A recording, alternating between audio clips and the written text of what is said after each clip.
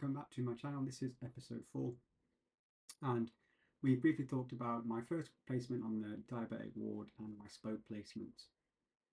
So this episode is going to be looking at me adapting to the life as a student nurse, and we'll be looking at the emotional, physical and mental adjustments that I had to make. And in this episode I want to share what it's been like adapting to the role, changes that I've noticed in myself, some unexpected challenges that I've come across, some coping strategies and what I've learned so far. So I want to talk about gaining confidence and finding my feet. So I want to talk about feeling of overwhelmness and how I gradually increased my confidence. And I remember in that first video that I talked to you about going into the ward for the first time, those doors opening, going along that big long corridor. And if you haven't seen my first video about my first placement, please go back and watch it. And I think at my final meeting, being signed off to go into second year, I never actually realised how much confidence and competence that I gained in my proficiencies for first year until the manager of the ward was having my final meeting with me, and she said some really wonderful things that just kind of made me feel like I'd got it. I had that light bulb moment where I was like, actually, I do understand the basics, I have the fundamental skills, and I've done everything that I've been asked to do that was within my scope of practice for first year. And I remember the first time doing skills like manual blood pressures, documentation and observations, and how nervous I felt doing them to where I am now, or was, sorry, at the end of first year. I really struggled with the manual blood pressure and I just didn't understand it. But I made it my sole goal at that hub placement to be like, right, I'm going to get it, I'm going to understand it, I'm going to know what I need to do. And a good bit of advice that I was given is that manual blood pressures are the gold standard, and evidence-based practice states that manual blood pressure is the gold standard. However, we all become very reliant on that automatic blood pressure machine. If anyone's blood pressure is really high, so they're hypertensive, do a manual BP as it's be more accurate. For people that systolic is below 100, always do a manual blood pressure. And if you're ever concerned about the reading that you're getting from the machine, for instance, a patient looks very healthy, keeps themselves fit, they suddenly got a blood pressure of 180 over 90, and they say, well, that's not normal, my blood pressure is normally 120 over 80. Just do a manual blood pressure just to check, because I have had instances where I've changed cuffs, still had the same result, and I've done a manual BP and it's been completely different. I don't know why that happens, it just does. Documentation. I was so scared the first time I ever documented, and I don't know how it works for you guys at your trusts or at your universities, but for myself, the trust that I'm working in and the university that I go to, documentation always has to be countersigned by a registered professional for any documentation that we do as student nurses. So a really good tip that I was given by a sister on the diabetic ward was how to document accurately and what to include. Now, I've always mentioned in all my videos that I carry a little notebook around with me. So I carry these little notebooks here, and they're off Amazon. You can get a pack of 6 for like £1.50. They're fantastic. So I just scribble in them really unneatly, and then I come back and write in another little notebook things a lot neater. And this is my first year kind of scribble book, and it's been quite nice actually to look back through and see what I've written. So whenever you document, you're going to use those activities of daily living, and you should all know what activities of daily living is. In your first year, you kind of learn about that quite quickly. So for the ward that I was on, and I've used these sets of document skills for all of my placements throughout first and second year. So it's been really good for me and a really good tip. So the first thing to document is personal hygiene, then move on to skin integrity, continence, mobility, breathing. You're looking at SpO2 scale levels, so if they're scale 1, scale 2, and what their saturations are, if they're on any O2 requirements, any oxygen or room air, and if they're short of breath, etc. Pain, observations, followed by if they're a falls risk or a safety risk, diet and hydration, BMs if you have a diabetic patient. You're looking at salt levels, so if speech and language have been in and put in a salt referral for eating and drinking, you need to make sure that's included in the documentations. Any fluid restrictions for patients that have got chronic kidney disease, or if they're on hemodialysis and they need to be heart failure and they're on a fluid restriction, make sure you stick to that. Fluid diaries, food diaries, output charts, any medications, if they've had any changes to medications or if they've had any stat doses. And the sister told me to always include a GCS and alertness, just something that she personally does, and I actually think it's really useful to have in there. So that was a really good tip that she gave me, and I've kept that throughout my first and second year, and I'll keep that with me going into my third year for my management placements. And then observations. So I did healthcare work in A&E, so I was quite happy with my observations. I knew quite well about the required ranges. I was quite happy with how to do those. But for some reason, when you put that white uniform on and you put that student nurse badge on, I always get nervous, and I still get nervous, and I don't know why. Um, but it's okay. You know, this is normal. It's a normal human emotion to get nervous, and you know, looking back at the start and when I put the uniform on and the nerves that it made me feel, I sometimes felt like I was pretending.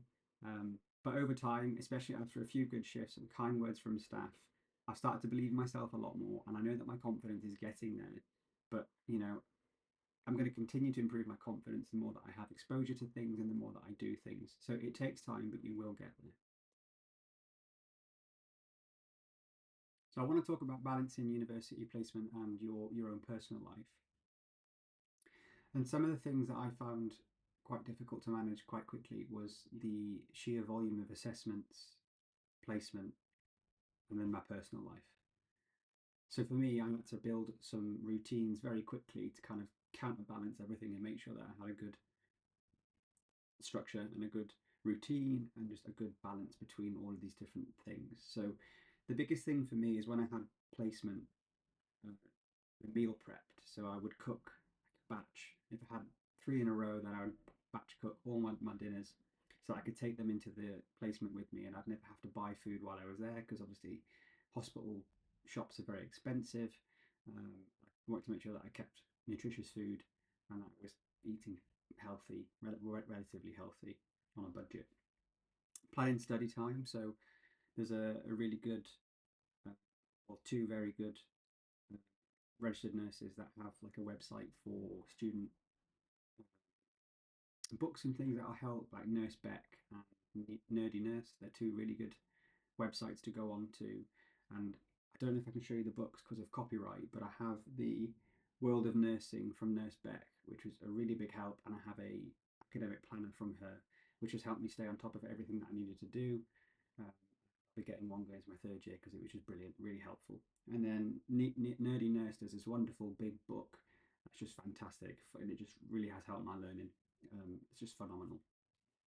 Um, Making sure that you give yourself plenty of time to do your assignments. So if you get assignments, say 2 months before it's due, I would start planning in those 2 months, little by little.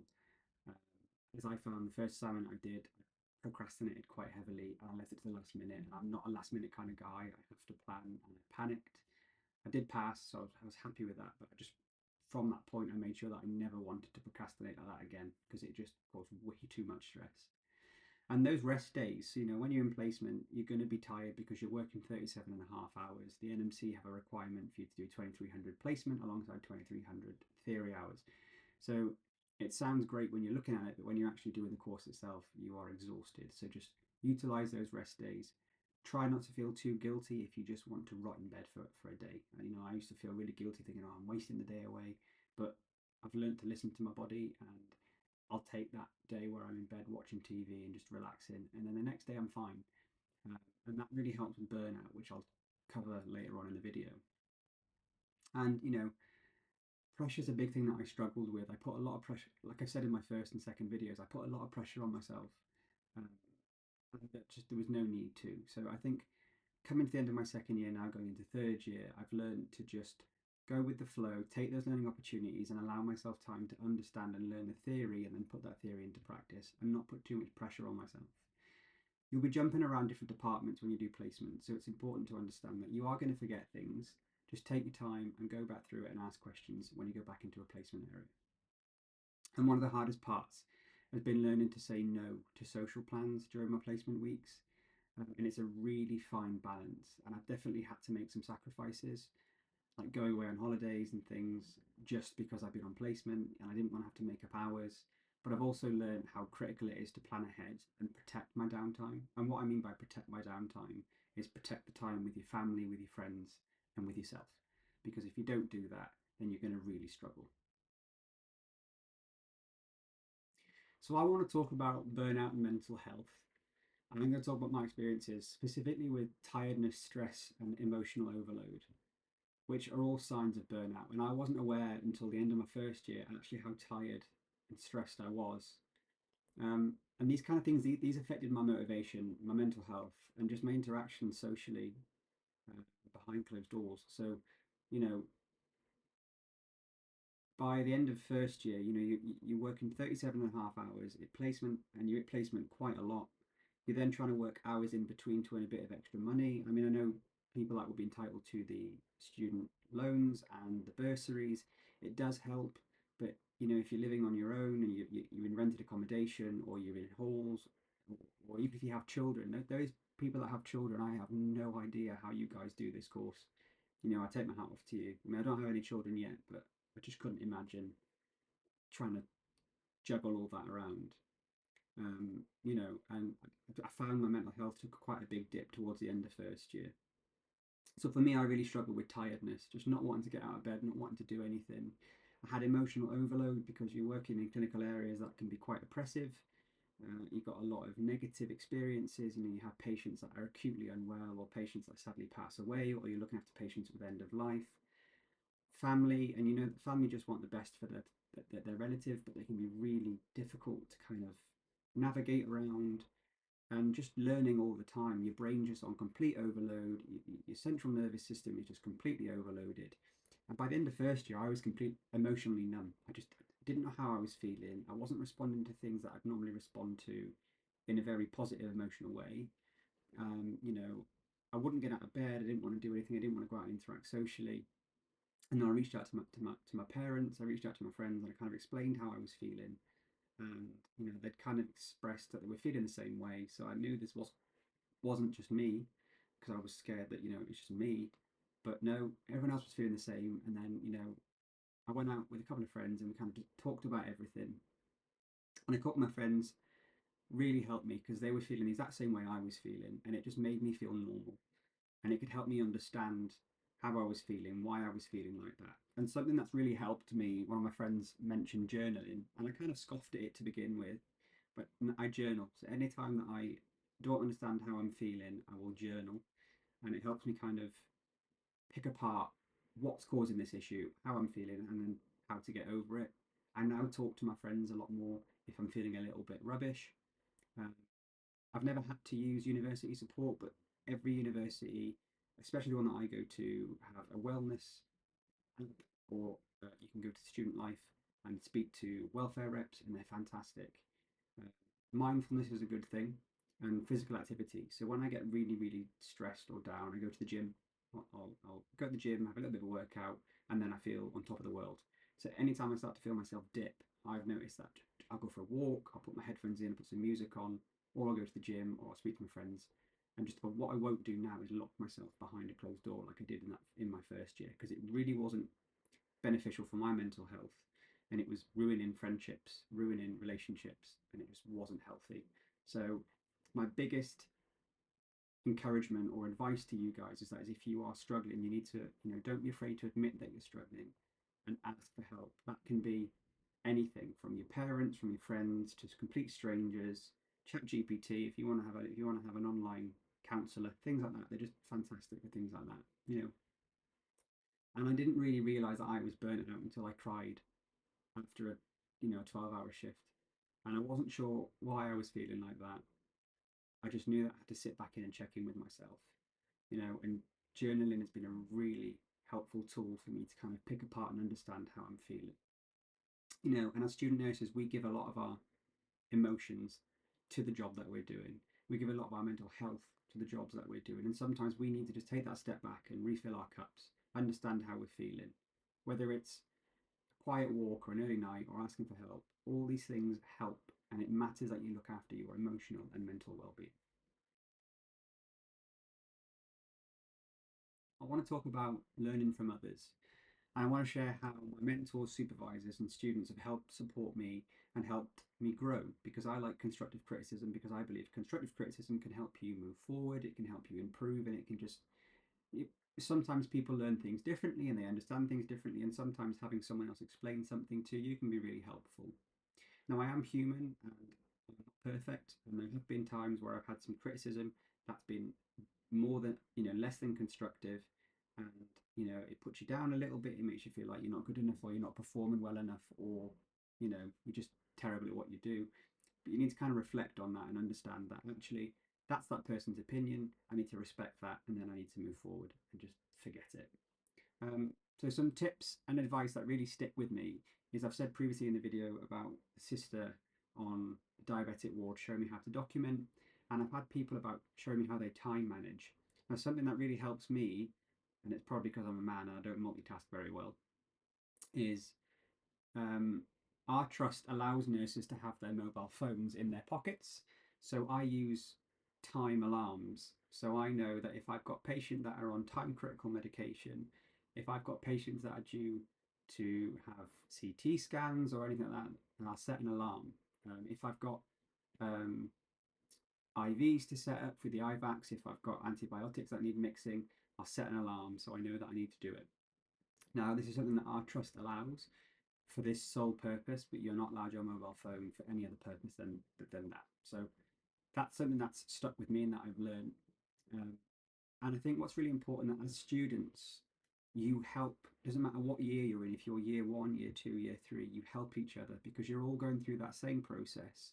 And what I found from my university and for the students that are in my trust is you don't need to know anyone, and they'll talk to you and they'll ask how you're doing, and they'll say, what part of your course are you in? Do you need any advice? Or and it's fantastic. And I don't know about other trusts, but for our trusts in the Northeast, we have what we call a Wellbeing Wednesdays or a Wellness Wednesday, and we all go down for an hour and we just talk. We just talk about how we're feeling, how we're getting on, and then you have the placement facilitators, which are registered nurses that do the education role, will come sit down and talk through any um, problems or any positives that you have. And then it's generally followed by a teaching session for another hour. So it's 2 hours of your time out of your day every Wednesday where you can go down and get your thoughts on and just kind of mold together and just, you know, have your good and your bad points and then just have a general chit chat. And do you know what? Actually, it's really good for morale, you know, to just really lean on each other. And if you see someone struggling, just offer to help. Just asking if someone's okay seems like such a small thing or such a trivial thing, but actually it can really help. And one mentor told me that no one expects you to know everything. And I'll always go back to this in my previous videos. You're not expected to know anything, just ask and be curious. And that's really helped me take the pressure off. Like I've said, in first year, I put a lot of pressure on myself. And I've taken what that assessor has said to me with literal meaning, and I've just put that into practice every day. So I don't put too much pressure on myself, and I allow myself to learn, and I allow myself to make mistakes, and I allow myself to ask questions. So I remember when I came to the end of my first year, I kind of wanted to look ahead and look what was next in my journey and what kind of skills I'd be working on. So I knew that in second year we'd be looking at venipuncture and catheterization. Now, the trust that I work for will not allow students to cannulate until they're in their third year. So the hospital, well, the trust that I work for is the only one in the Northeast that does not allow second year students to cannulate, whereas the other trusts allow. So even though we learn cannulation second year, for the trust I work for, I haven't been able to practice, but then going to the third year, September, I'll be able to start practicing this skill, which will be really good because I start managing patients at this point. So it would be good for me to just kind of be able to learn that skill. So these were kind of skills that I knew that I needed to go forward and learn. So I kind of started learning about the theory, looking at the Royal Marsden books online and YouTube videos just to get an idea,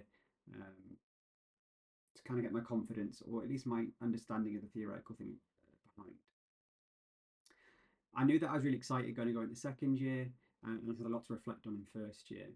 And then, again, I really realised how far I'd come from the beginning of first year to the end of first year, moving into my second year, and just in the competence of the fundamentals of nursing.